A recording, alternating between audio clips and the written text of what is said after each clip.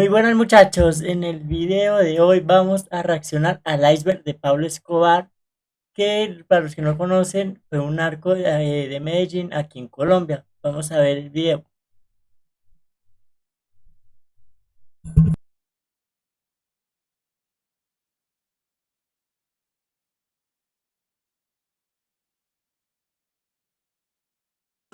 Muerte y desesperación.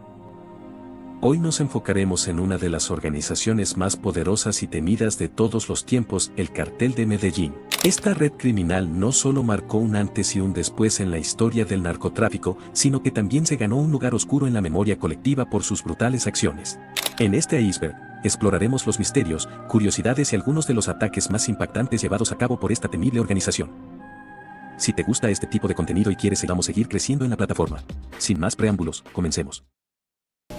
Se busca a Pablo Escobar Gaviria. Recompensa 2.700 millones de pesos.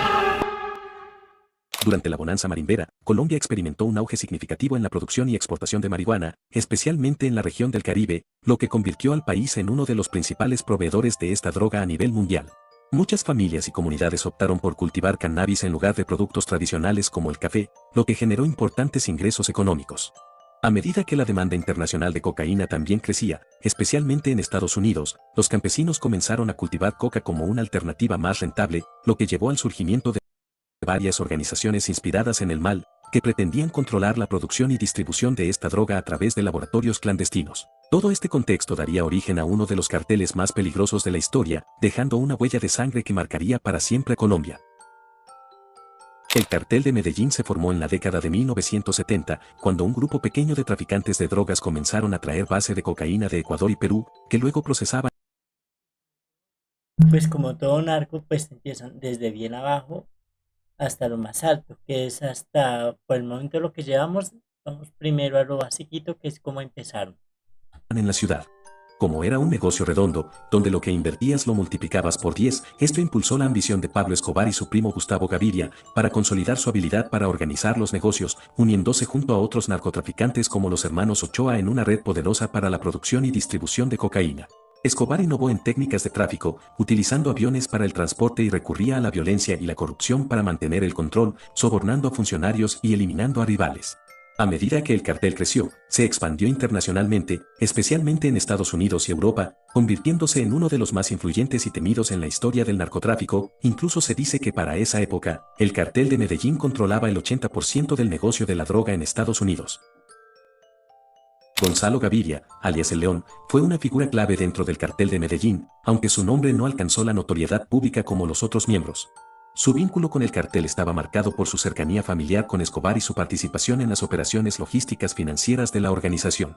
Gonzalo se destacó por ser uno de los hombres de mayor confianza de Escobar y jugó un papel fundamental en la gestión de los bienes y las rutas de tráfico de drogas.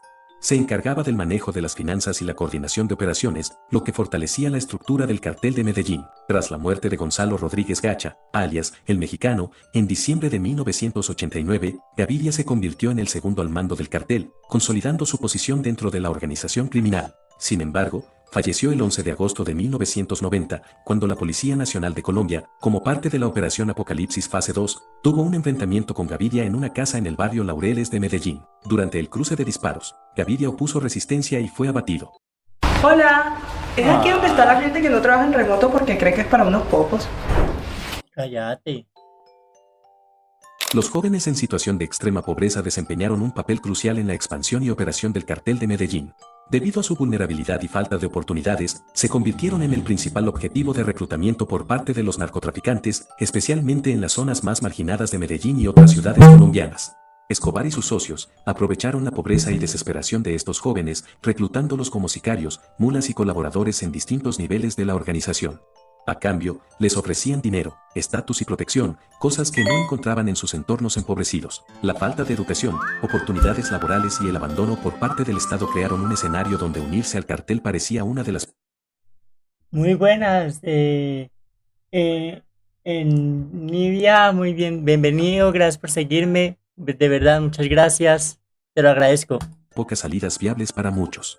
Algunos de estos jóvenes, incluso menores de edad, fueron entrenados y utilizados para cometer actos violentos como asesinatos, secuestros y atentados. Su disposición a asumir riesgos, junto con la promesa de una vida mejor, alimentaba su lealtad al cartel. El narcotráfico se aprovechaba de la desigualdad social para fortalecer su poder. Escobar se presentaba como una especie de salvador para las clases populares, construyendo viviendas, canchas de fútbol y otros proyectos comunitarios para ganar el apoyo de los más pobres. Esta fachada de benefactor le ayudaba a mantener.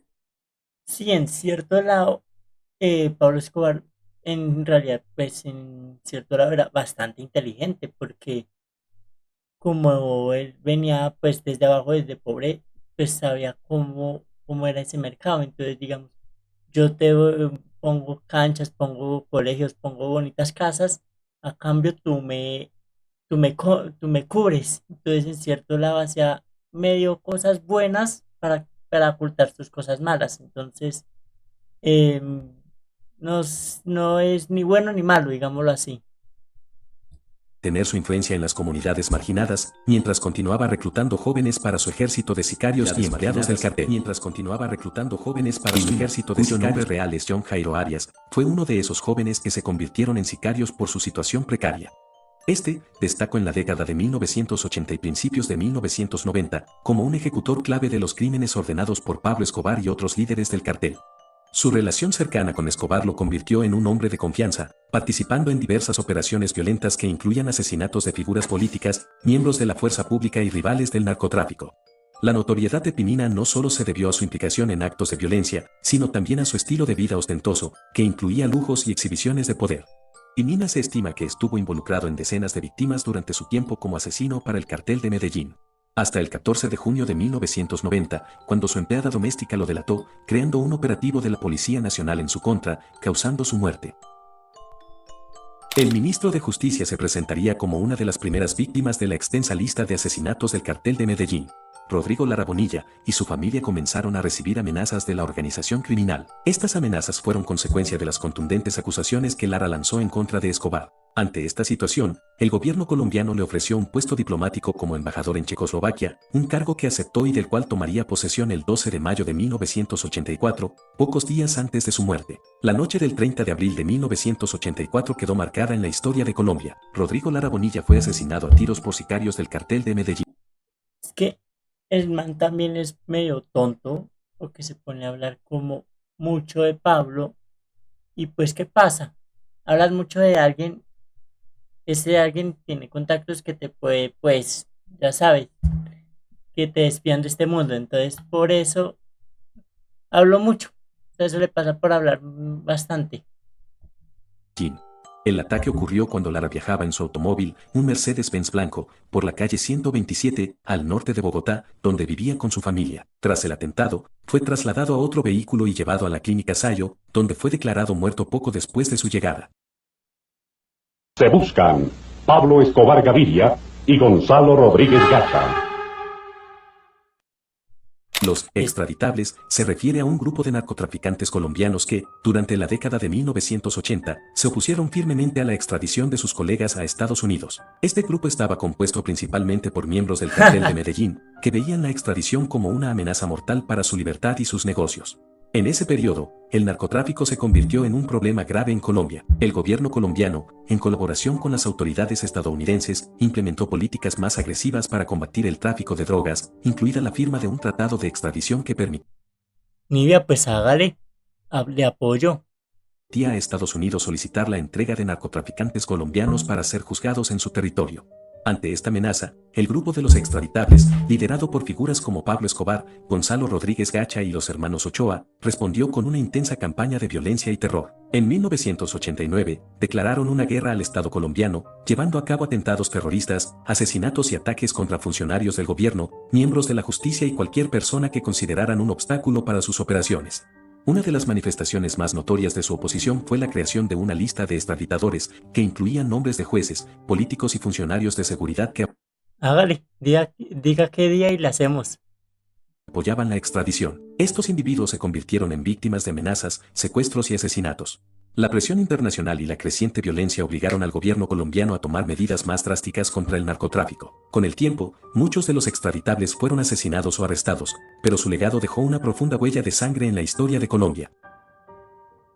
El bloque de búsqueda fue una unidad de élite, creada en 1989 con el objetivo de capturar a los líderes del narcotráfico, centrándose principalmente en los miembros del cartel de Medellín. Esta fuerza especial se estableció como respuesta a la violencia y los atentados perpetrados por el cartel, así como a la presión interna y externa para desmantelar una organización criminal que tenía a Colombia en un caos. La relación entre el bloque de búsqueda y el cartel de Medellín fue extremadamente antagonista. Mientras que el cartel utilizaba la violencia y la corrupción para mantener su control, el bloque de búsqueda implementaba tácticas de inteligencia y operativos especiales para desarticular las operaciones del cartel, aunque varias veces fue acusado de abuso de poder, pero eso es un tema que tocaremos más adelante. A lo largo de su existencia, el bloque de búsqueda logró varios éxitos, incluyendo la captura y muerte de importantes miembros del cartel de Medellín, como Gustavo Gaviria, primo y mano derecha de Escobar, y otros delincuentes como el Chopo y dos de los hermanos Prisco. Sin embargo, su mayor logro fue sin duda la muerte de Pablo Escobar el 2 de diciembre de 1993, durante un operativo conjunto entre la policía colombiana y la DEA. Hasta la actualidad, el bloque de búsqueda sigue funcionando, aunque su enfoque se ha limitado a casos de gran envergadura dentro del narcotráfico, manteniendo su compromiso de combatir la delincuencia organizada en el país. La toma del Palacio de Justicia fue uno de los eventos más trágicos en la historia de Colombia. Ocurrió los días 6 y 7 de noviembre de Ah, sí, eso sí fue muy porquería, porque lo que pasó ahí es que, pues yo no había nacido todavía, ¿no? Yo todavía no había nacido, me lo han contado, que eso fue que hubo como un partido, una vaina así, no me acuerdo de que, no me acuerdo si era de Millonarios o era, no, era de Colombia, ya me acordé, era de Colombia, contra, bueno, no me acuerdo contra qué, y mientras se transmitían ese partido, eh, están atacando el Palacio de Justicia. Creo que era la guerrilla, si no estoy mal, si no me equivoco, estoy equivocado, pero, pero sí, lo estaban tomando mientras de distracción estaban transmitiendo un partido. O sea, y ahí mientras todos embobados con el partido, están matando a gente, literal. 1985, cuando el grupo guerrillero M-19 asaltó el Palacio de Justicia, con el objetivo de llevar a cabo un juicio simbólico contra el entonces presidente, Belisario Betancur, por supuestamente incumplir sus acuerdos de paz. Unos 35 guerrilleros del M-19 ingresaron al edificio, tomando como rehenes a magistrados, funcionarios y empleados. En total, más de 300 personas estaban en el palacio al momento del ataque. Según los criminales, querían forzar al gobierno a rendir cuentas por sus acciones. El ejército colombiano lanzó una operación de retoma para liberar a los rehenes y neutralizar a los guerrilleros, pero la situación Ah, esa, bueno, fueron, yo no me acuerdo cómo se llama esa operación, pero entonces eso duró como un día, 2 días, eso era disparo, plomo, plomo, plomo, plomo, o sea, era una noche, digamos, toda una noche y que una noche, de las noches y días a puro plomo, o sea, em, eso era fatal, y muertos, disparos, ruido, helicópteros, tanques, o sea, hasta que por fin, yo no sé qué pasó, pero pues ganó el lado, pues ganó los soldados de Colombia y ya desocuparon, sacaron a todos los rehenes, em, arrestaron a muchos de la guerrilla y ya, o sea, pero eso fue duro para Colombia, más que todo para Bogotá. Y más que y otra cosa, hay una parte donde había un tonto alimentando unas palomas mientras había ese tiroteo, el hijo de madre. O sea, alimentando palomas, literal, palomas o pájaros, yo no sé qué vainas, pero así, todo ahí como que ay, disparando y el otro ahí dándoles de comer eh, a las palomitas, todo ahí, ah, no me van a disparar, antes no le dieron una bala perdida. situación se volvió caótica y violenta, con enfrentamientos armados dentro del edificio que se prolongaron por más de 28 horas.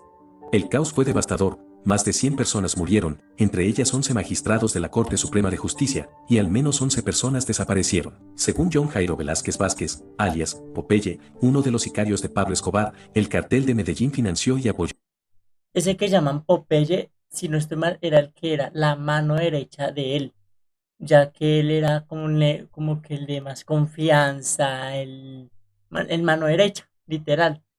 tras de ser escolta era como medio amigo de él lo protegía en la casa de él, conocía a su familia, o sea, era toda su mano derecha. Le contaba lo que pasaba, que tal habló, que tal está callado, que el ejército está cerca, así. O sea, él sabía casi de todo y se lo contaba de una vez a Pablo Escobar. Operación con el objetivo de destruir archivos judiciales relacionados con la extradición de narcotraficantes a Estados Unidos. Sin embargo, algunos exmiembros del grupo guerrillero han negado esta afirmación.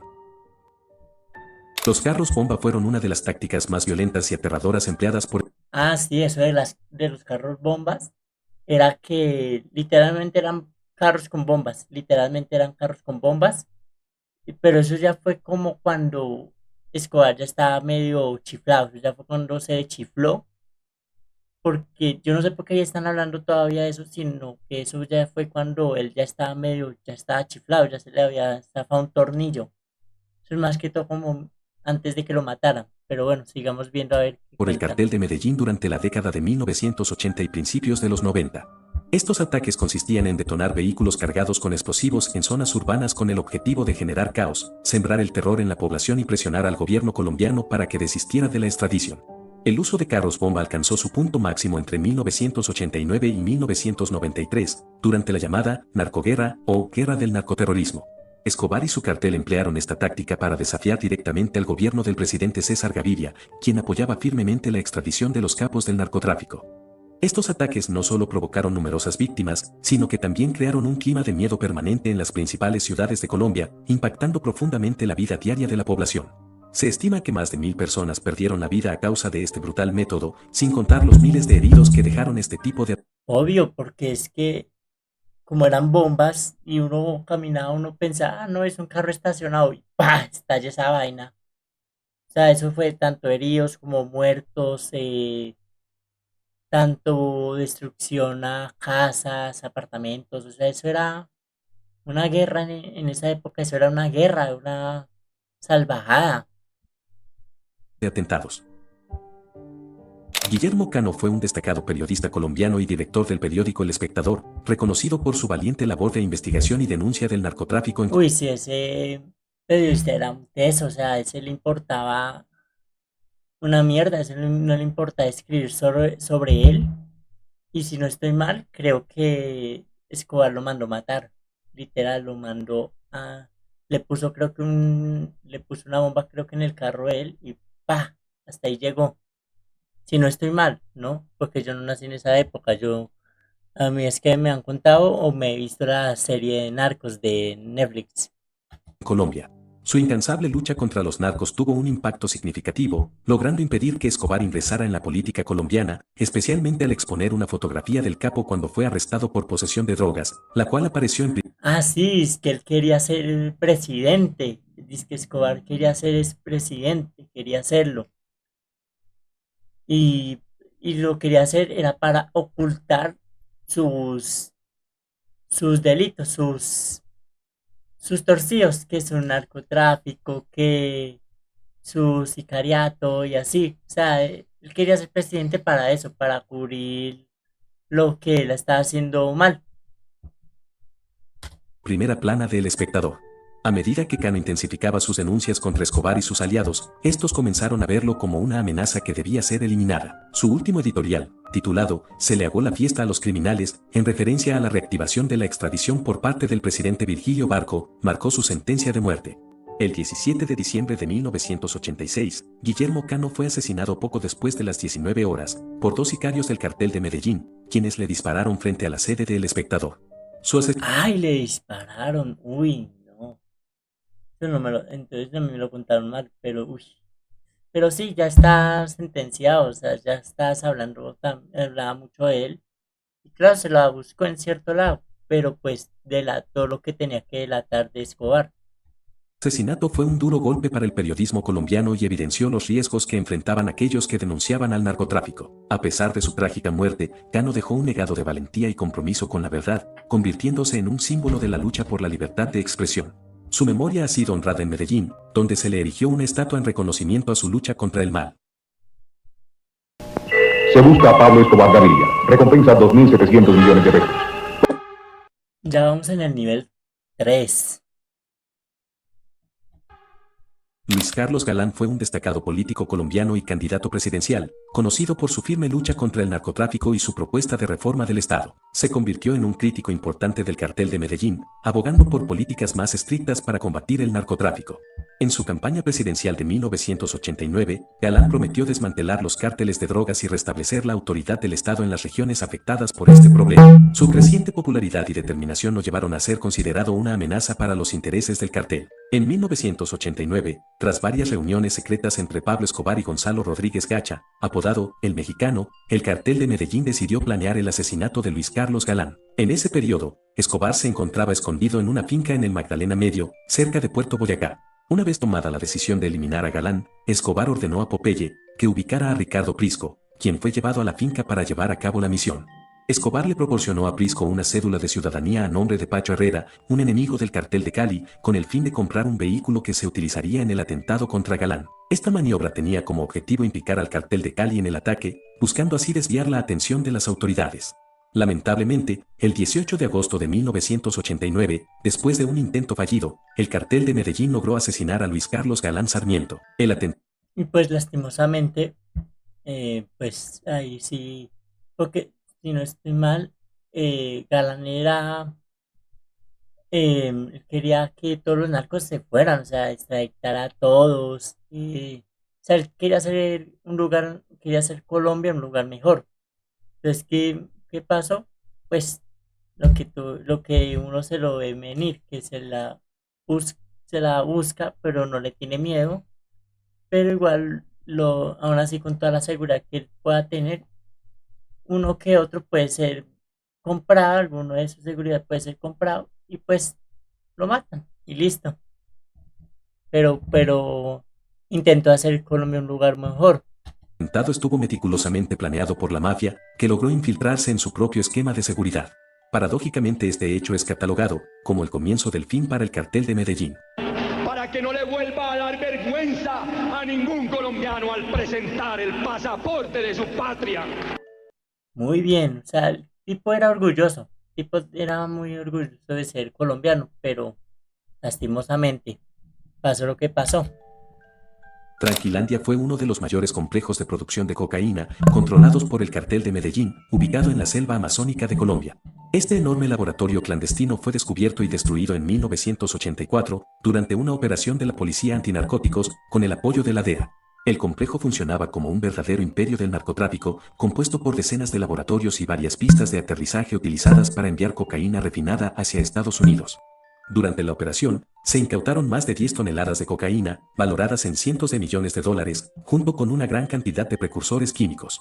La destrucción de Tranquilandia representó un duro golpe para el cartel de Medellín y fue uno de los primeros grandes éxitos de las autoridades en su lucha contra el narcotráfico. Sin embargo, también provocó serias repercusiones políticas. Según varios testimonios, Escobar y sus aliados acusaron al ministro de Justicia, Rodrigo Lara Bonilla, de estar detrás de la operación, lo que culminó con... Es que Escobar se hacía llamar, creo yo, que se hacía llamar el rey de la coca, o sea, el tipo hizo cosas muy malas, o sea, yo lo digo de verdad, hizo cosas muy malas, tanto buenas, porque él también hizo un barrio que se llama el barrio Escobar, era un barrio muy peligroso, muy peligroso, pero lo mandó a construir muy bonito, lo puso, claro, allá lo tienen como un, un ídolo, porque pues les dio una casa, de ser de casas de latica a casas de ladrillos, a casas buenas, digamos así. Entonces allá lo tienen como un ídolo. Pero igualmente también tiene sus cosas malas, porque el tipo desvivía gente, pero también tiene sus cosas buenas, como hacer esos detalles, pero pues esos detalles era para que nadie los sapeara. Con el asesinato de Lara poco tiempo después. Carlos Leder fue uno de los fundadores y miembros clave del cartel de Medellín, desempeñando un papel crucial en la expansión del narcotráfico entre Colombia y Estados Unidos.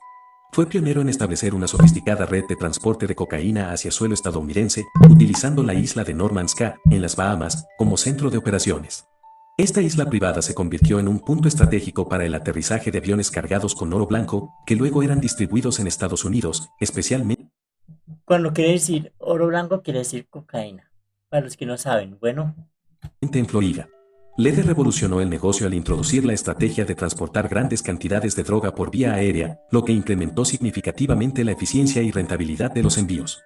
Sin embargo, en 1987 fue capturado por las autoridades colombianas en una operación conjunta entre la policía y el ejército, lo que supuso un duro golpe para el cartel de Medellín. Lo que sorprendió de su captura fue la facilidad con la que se dio, algo inusual para un líder de su nivel. Existen varias teorías sobre la razón detrás de su arresto. Algunos creen que fue delatado por el empleado principal de su finca, harto de los maltratos de Leder y sus guardaespaldas. Otros sugieren que los vecinos, cansados del ruido de sus fiestas, dieron aviso a las autoridades. También se especula que sus propios socios del cartel, con quienes tenía serias diferencias, lo traicionaron. Incluso se ha llegado a decir que fue Pablo Escobar quien facilitó su captura, viéndolo como una amenaza tras un incidente en una de sus fiestas, pero nada confirmado.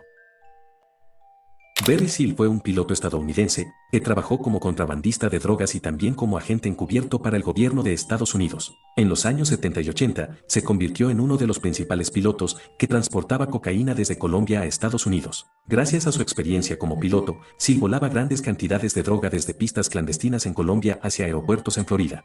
Su habilidad para evitar a las autoridades lo hizo alguien muy valioso para los narcotraficantes. A principios de los 80, Seal fue arrestado en Estados Unidos por tráfico de drogas. Para reducir su condena, decidió colaborar con la DEA, convirtiéndose en informante. A partir de entonces, de hecho, este marica, hay una película que es en, hecha pues inspirada en ese, que es con este otro, con Tom Cruise, que es un gringo en Colombia, una vaina así, que exactamente el tipo, antes de conocer a Pablo, el tipo el tipo era piloto de profesión y trabajaba con una aerolínea. Pues entonces lo contactaron, como no me acuerdo muy bien la película, no me acuerdo muy bien, em, pero entonces lo contactaron, entonces después como que dijo, entonces después lo llevaron a Colombia, conoció a Pablo, ¿sí? Y entonces de ahí empezó a llevar, tan, tan, y y cuando lo capturaron, eh, dijeron con la FBI, la FBI o la DEA, no me acuerdo, le dieron un mapa con los detectores donde pueden capturar a los narcos, que si eran botecitos, les destruían los botecitos y así. Entonces ya sabía con ese mapa cómo desviar, ¿sí? Claro, el tipo se hizo la plata, o sea, se hizo plata a cuestión de, de polvo blanco. Y, los de la FBI o la DEA le dijeron, queremos que transportes armas para que que le lleves a los contras. Los contras era como una especie de guerrilla, pero en otra parte, no era en Colombia. Entonces el tipo ya decía, entonces llevaba armas, después llevaba cocaína, entonces fácilmente después le dijo a amigos de él, conocidos, que trabajan para él, entonces llevaban tanto blanco, tanto armas, entonces el tipo al final se termina echando de enemigo a Pablo porque lo delató porque le tomó fotos con un avión carguero con donde está él, donde está Pablo recibiendo el cargamento de polvo blanco, entonces después le mandan captura y cuando él se da cuenta le toca decirle, el tipo tenía esposa y hijos, entonces le tocó, me tengo que desaparecer, tienes que irte, todo. Se desaparecen y el tipo era de hotel a motel, en motel, en hotel, sí, y con el miedo que le hayan puesto una bomba al carro. Entonces siempre tienen que ver la película. La película se llama Un gringo en América, una vaina así. Es buena, la recomiendo. continuó operando, pero bajo la supervisión de la DEA, como parte de un plan encubierto para obtener información sobre los cárteles de drogas. En 1984, SIG participó en una operación encubierta que capturó en fotografías a altos miembros del cartel de Medellín. Esa es la foto que les digo. Esa es la foto, esta es la foto que les digo. Incluido Pablo Escobar, cargando cocaína en su avión en Nicaragua. Estas imágenes fueron pruebas clave que demostraron la conexión entre los cárteles colombianos y el régimen sandinista de Nicaragua. Sin embargo, su cooperación con el gobierno estadounidense lo convirtió en un objetivo para el cartel de Medellín. En 1986, Barry Seal fue asesinado a tiros en Baton Rouge, Luisiana, por sicarios contratados por el cartel, en represalia por su traición y colaboración con las autoridades. Peter McAleese, un soldado británico y veterano de las fuerzas especiales, se hizo. Este video también, acá me están preguntando si también lo voy a subir a YouTube, si es que me lo permite, lo subiré a YouTube, aquí también para los que me siguen en YouTube, lo vean también. Famoso por su participación en un fallido intento de asesinar a Pablo Escobar, el líder del cartel de Medellín. Financiado por el cartel de Cali, el plan consistía en usar 2 helicópteros para llevar a McAleese y su equipo de mercenarios hasta la hacienda Nápoles, la finca de Escobar. Allí, debían enfrentarse a su seguridad, eliminar al narcotraficante y regresar con su cabeza como trofeo. El equipo fue alertado por un informante que Escobar estaba en la finca, lo que activó el operativo. Sin embargo, el ataque nunca se llevó a cabo. El helicóptero que transportaba a McAleese se estrelló en las montañas de los Andes debido a las malas condiciones climáticas. El piloto falleció en el accidente, mientras que McAleese sobrevivió, aunque quedó gravemente herido y permaneció durante 3 días en la ladera de una montaña, soportando el dolor de sus heridas. Durante este tiempo, Escobar, al enterarse del plan de asesinato, envió a sus sicarios a buscarlos. McAleese sabía que, de ser capturado, su muerte habría sido lenta y dolorosa. Afortunadamente, logró escapar antes de ser encontrado y fue rescatado. La historia de este intento fallido inspiró el documental Killing Escobar, que relata el ataque frustrado y el peligro al que se enfrentaron los mercenarios. El cartel de Medellín, bajo el mando de Escobar, utilizó el secuestro como una de sus principales herramientas para presionar al Estado colombiano. Entre los secuestros que más impactaron al país, se encuentra el de Diana Torbey, hija del expresidente Julio César Torbey y reconocida periodista, secuestrada el 30 de agosto de 1990. El objetivo de Escobar era frenar la extradición de narcotraficantes a Estados Unidos. Tras 5 meses en cautiverio, Torbey murió trágicamente en un fallido intento de rescate el 25 de enero de 1991. Otro secuestro relevante fue el de Francisco Santos, periodista y miembro de una familia política influyente, quien fue raptado el 19 de septiembre de 1990. Santos fue mantenido cautivo por 8 meses como parte de la misma estrategia de presión del cartel, y fue liberado en mayo de 1991. Finalmente, el secuestro de Andrés Pastrana, entonces alcalde de Bogotá y futuro presidente de Colombia, ocurrido el 18 de enero de 1988, fue otro golpe clave del cartel de Medellín. Pastrana fue liberado tras 7 días de cautiverio, en lo que fue otro intento del cartel por intimidar a las figuras políticas del país y plantar terror en la sociedad.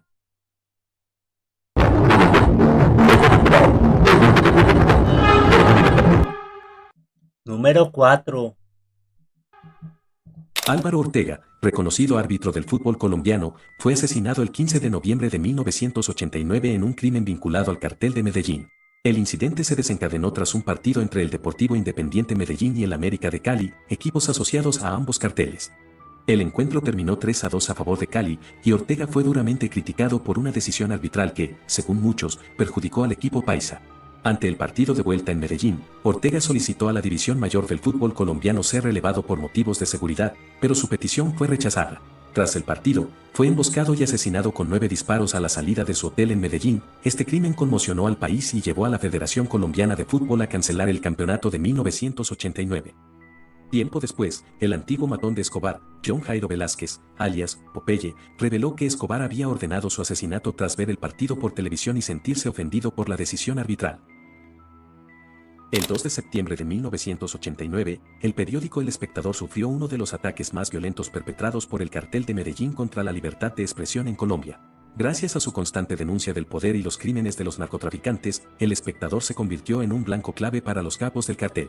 El atentado se llevó a cabo mediante un carro bomba que explotó frente a las instalaciones del diario en Bogotá, cargado con 135 kilos de dinamita, causando graves daños al edificio. Aunque no hubo víctimas fatales, el ataque dejó una marca profunda en la historia del periodismo colombiano. El objetivo del cartel de Medellín era claro: silenciar e intimidar a los medios que seguían denunciando sus actividades delictivas y sembrar el miedo en la sociedad. A pesar de esta violencia, el espectador no cedió y continuó su labor informativa, desafiando las amenazas del narcotráfico, incluso al día siguiente, con máquinas que sobrevivieron al atentado, sacaron en primera página del periódico la premisa "Seguimos adelante". Los Prisco fueron una peligrosa banda criminal que operó al servicio del cartel de Medellín durante la década de 1980 y principios de los 90, liderada y organizada por los hermanos Prisco, quienes se destacaron por ejecutar algunos de los crímenes más brutales ordenados por Pablo Escobar. Esta organización criminal se especializó en asesinatos, secuestros y extorsiones, siendo una pieza clave en la guerra que Escobar luchó contra el Estado colombiano. Los hermanos Prisco fueron responsables de una serie de asesinatos de alto perfil, entre los que destacan el del ministro de Justicia, Rodrigo Lara Bonilla, el director del periódico El Espectador, Guillermo Cano Izaza, el magistrado Hernando Vaquero Borda, el juez Tulio Manuel Castro Gil, el procurador Carlos Mauro Hoyos, el gobernador de Antioquia, Antonio Roldán Betancur, y varios oficiales de la policía como los coroneles Valdemar Franklin Quintero y Jaime Ramírez. También estuvieron involucrados en un atentado contra el representante a la Cámara, Alberto Villamizar. La banda fue desmantelada el 22 de enero de 1991, cuando David Ricardo Prisco, jefe de la organización, y su hermano Armando fueron abatidos en 2 operativos simultáneos de la Policía Nacional en Medellín y Río Negro. Con su muerte, los Priscos perdieron gran parte de su poder. El 30 de marzo de 1990 marcó el inicio de una ola de violencia extrema liderada por el cartel de Medellín. En un intento desesperado por detener los esfuerzos del gobierno colombiano y evitar la extradición, Escobar ofreció una recompensa de hasta 2 millones de pesos por cada policía asesinado. Esta estrategia buscaba... Ah, sí, Pablo hacía eso, pagaba, o sea, eso era tanto adolescentes, tanto adultos, tanto gente de estatus bajos, más que todo, sin ofender, eso lo digo sin ofender, en serio, pagaba eso para que ya, para que le tuvieran todos los policías, tanto el ejército, ya le tuvieran miedo y lo dejaran en paz. Y él pagaba eso así como decir, ¿traes esta muestra? Listo, toma, tan, tan. O sea, él era sin, sin miedo, él pagaba eso y toma, listo.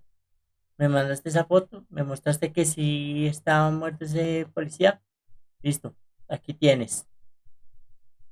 Buscaban no solo desestabilizar al país y sembrar el terror, sino también infundir miedo a las autoridades de continuar con la persecución al narcotráfico.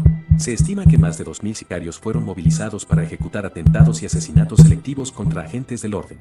Escobar ofrecía esta recompensa en los barrios más pobres de Medellín, donde muchos jóvenes, atrapados por la pobreza y la falta de oportunidades, veían en esta oferta una forma rápida de obtener dinero. La violencia incluyó emboscadas, asesinatos directos y el uso de explosivos. Si ven lo que les dije, o sea, más que todo era por pobreza, entonces 2 millones pues a cualquiera le sirven. O sea, si tú vives con hambre y eso, pues 2 millones te alimentas por lo menos, te alimentas bastante, 6 meses, de pronto hasta un año si lo sabes rendir. Eso era, pues así era antes Colombia, lastimosamente por él así, eso ha sido así, lastimosamente. Claro, hizo sus cosas buenas, vuelvo y repito, hizo sus cosas buenas, pero ya, eso ya es una salvajada, porque, ¿por qué?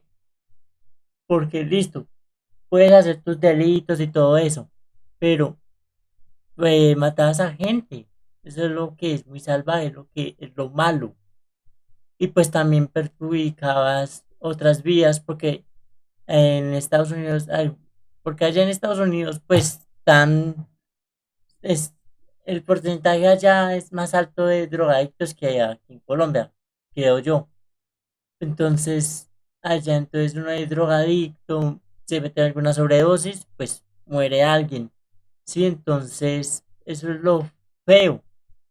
Pero ya que usaras ya que dejaras, digamos, te retiraras del narco y hicieras fundaciones y cosas así más, y ya sin ser un narcotraficante, pues hubiera sido lo mejor, pero si sigues en eso, pues eso es lo feo, eso es lo porquería. Entonces, eso es lo que yo opino, eso es personalmente, por favor, gente de Medellín, que los quiero mucho, no, no los quiero insultar, por favor, los quiero mucho, Medellín. explosivos en estaciones de policía y áreas públicas. Este periodo fue uno de los más sangrientos en la historia de Colombia, dejando una huella imborrable de terror y desesperación en los ciudadanos. 1989 es considerado uno de los años más difíciles en la historia de Colombia, un periodo profundamente marcado por la violencia del cartel de Medellín. Esto desató una intensa campaña de terror, incluyendo el asesinato de importantes figuras políticas y atentados masivos. Esta ola de violencia generó un clima de miedo e inseguridad, afectando gravemente la economía al disminuir la inversión extranjera, provocando una migración masiva sin precedentes. Además, debilitó las instituciones estatales, alimentando la corrupción y la impunidad. Un testigo expresó: sentíamos que el cartel de Medellín tenía contra las cuerdas al gobierno y que el Estado estaba en la disyuntiva entre ceder o que sigan los atentados. En este contexto, la periodista María Elvira Samper publicó un libro que documentó estos eventos, señalando que 1989 fue considerado el peor año en la historia de Colombia. El jefe del cartel de Medellín, Pablo Escobar, considerado el narcotraficante más poderoso de la historia, no solo es conocido por sus crímenes violentos y su reinado en el narcotráfico, sino también por su inquietante atracción hacia las mujeres jóvenes. Durante el auge del tráfico de drogas en Colombia, se registraron 3 días en los que aparecieron los cuerpos de 49 adolescentes asesinadas en diversas carreteras del país. Las autoridades colombianas determinaron que estas jóvenes habían tenido encuentros con Escobar, para después ser asesinadas por sicarios del cártel de Medellín y silenciar cualquier posible amenaza a su imperio criminal. Una sobreviviente de esta tragedia reveló al periódico El Tiempo en 1991 que, a pesar de su naturaleza violenta, Escobar se mostraba amable y caballeroso durante sus encuentros. Sin embargo, la mayoría de las jóvenes no fueron tan afortunadas. La sobreviviente que logró escapar relató que muchas de sus amigas fueron asesinadas por haber escuchado información que no debían o simplemente por hablar. Si hablabas o delatabas, estabas muerta, explicó. El cartel de Medellín utilizaba a un grupo de jóvenes, llamados los señuelos, para seducir a adolescentes y llevarlas a destinos desconocidos, donde eran utilizadas como objetos de placer. Este grupo, a menudo, ofrecía dinero y promesas de protección para convencer a las chicas. De acuerdo con el periodista Germán Castro Caicedo, Escobar prefería a jóvenes de entre 14 a 17 años. A pesar del peligro, algunas chicas eran atraídas por la posibilidad de una vida mejor. Las investigaciones policiales revelaron que los 49 asesinatos se debieron, en parte, a la búsqueda de información sobre enemigos de Escobar, y en parte a un intento de eliminar posibles testigos después de que su ubicación fuera filtrada. Las muertas aparecieron en diferentes localidades de Medellín y sus alrededores, todas presentando signos de violencia extrema. Se busca a Pablo Emilio Escobar Gaviria, a quien suministra información que permita su captura. Número 5. La masacre de la Hacienda Los Cocos, ocurrida el 21 de noviembre de 1988, fue uno de los episodios más sangrientos en la historia de las guerras en el narcotráfico colombiano. La hacienda, ubicada en Puerto Boyacá, fue escenario de un violento ataque orquestado por el cartel de Medellín, en colaboración con grupos paramilitares. El objetivo principal de la masacre era asesinar a Pacho Herrera, uno de los líderes del cartel de Cali, en un ataque directo. Durante el atentado, el grupo armado ingresó a la hacienda y asesinó a más de 20 personas, entre hombres, mujeres y niños. Muchos de ellos sufrieron demasiado antes de ser ejecutados. La masacre fue una respuesta al atentado con carro bomba perpetrado por el cartel de Cali el 13 de enero de 1988 contra el edificio Mónaco en Medellín, donde vivía Pablo Escobar y su familia. Aunque el ataque en la hacienda Los Cocos fue feroz, Pacho Herrera logró escapar ileso, evitando así convertirse en una de las víctimas. El atentado del 30 de enero de 1993, en Bogotá, fue otro devastador acto terrorista atribuido al cartel de Medellín. Utilizando un carro bomba cargado con 100 kilos de dinamita, el ataque se llevó a cabo en el barrio Veracruz. 100 kilos de dinamita. Uy, Dios mío. 100 kilos, Dios mío. Eso sí era bomba. Cerca de la Cámara del Comercio y otras instituciones gubernamentales. Este atentado resultó en la muerte de 25 personas y dejó alrededor de 70 heridos, convirtiéndose en el tercer ataque en la capital del país en menos de un mes. La explosión causó un cráter gigante y provocó grandes daños materiales, afectando a numerosos negocios y viviendas cercanas. En ese momento, Pablo Escobar, líder del cartel, se encontraba en el exilio y había enviado una carta al fiscal general de la nación, Gustavo de Grey, manifestando su decisión de retomar la lucha armada. Este ataque fue una forma de presión del cartel sobre el gobierno para forzar una negociación.